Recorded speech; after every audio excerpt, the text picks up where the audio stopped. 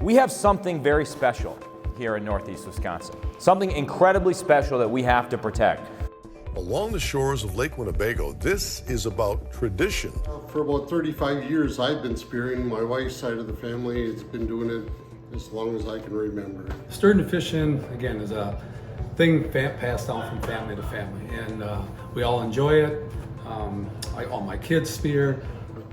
My father and my grandfather were avid outdoorsmen and sturgeon fishermen, and living close to the lake, you just kind of get indoctrinated. I'm third generation. My grandfather did it, my dad did it. A lot of history back there with aunts, uncles, nieces, nephews, everything. It's a pretty cool sport. I can remember being tagged along with my father since I was probably 6 years old. He used to tie me up in a shack, which I did with my sons and now my grandsons as they come into the program, and granddaughters as they come into the program. This is my 50th year of doing this. I'm only 54 years old.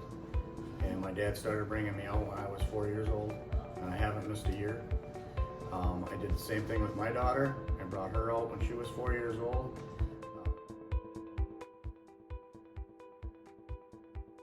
Weeks before the start of sturgeon spearing season, the future of the sport remains in question. The U.S. Fish and Wildlife Service is considering adding lake sturgeon to the endangered species list. A listing under the ESA would potentially put decades of hard work in jeopardy and the future of spearing in jeopardy.